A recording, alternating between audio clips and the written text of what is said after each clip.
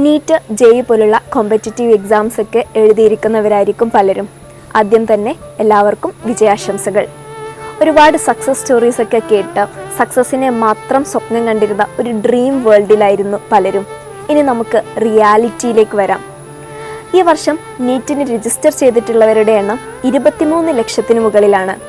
അതിൽ നിന്ന് ക്വാളിഫൈഡ് ആവാൻ പോകുന്നവരുടെ എണ്ണം 1.5 ലക്ഷത്തിന് താഴെയും.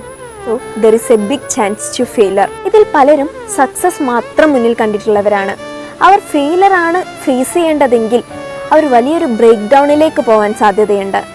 So we must have A backup plan. അതൊരു പക്ഷേ ഒന്നുകൂടി ട്രൈ ചെയ്താൽ നമുക്ക് കിട്ടുമെന്നുള്ള കോൺഫിഡൻസ് ഉണ്ടെങ്കിൽ ഒന്നുകൂടി ട്രൈ ചെയ്യുന്നതാവാം നിങ്ങളുടെ backup plan. Anyway you must have A backup plan. അല്ലെങ്കിൽ അത് നമ്മളെ വലിയൊരു ട്രോമയിലേക്ക് എത്തിക്കാൻ സാധ്യതയുണ്ട്. ഇതുപോലുള്ള കോമ്പറ്റിറ്റീവ് എക്സാംസിൻ്റെ റിസൾട്ടുകൾ നമ്മൾ ആഘോഷിക്കപ്പെടേണ്ടത് തന്നെയാണ്. പക്ഷേ അവിടെ ഒരു മെജോറിറ്റിയും തോൽവിയെ ഫേസ് ചെയ്തുകൊണ്ടിരിക്കുന്നവരായിരിക്കും. അവരെങ്ങനെ അതിൽ നിന്ന് മൂവ് ഓൺ ചെയ്യുന്നു എന്നുള്ളതും നമ്മൾ അഡ്രസ്സ് ചെയ്യപ്പെടേണ്ട വളരെ ഇമ്പോർട്ടൻ്റ് ആയിട്ടുള്ള വിഷയം കൂടി. സോ ഇങ്ങനെയുള്ള കോമ്പറ്റിറ്റീവ് എക്സാംസിനൊക്കെ പ്രിപ്പയർ ചെയ്യുമ്പോൾ ഫെയിലർ കൂടി ഫേസ് ചെയ്യാനുള്ള ഒരു കപ്പാസിറ്റി മക്കളിൽ ഉണ്ടാക്കിയെടുക്കുക എന്നുള്ളത് വളരെ ഇമ്പോർട്ടൻ്റ് ആണ്. അല്ലെങ്കിൽ അത് അവരുടെ മെൻ്റൽ ഹെൽത്തിനെ നല്ല രീതിയിൽ ബാധിക്കാൻ സാധ്യതയുണ്ട്.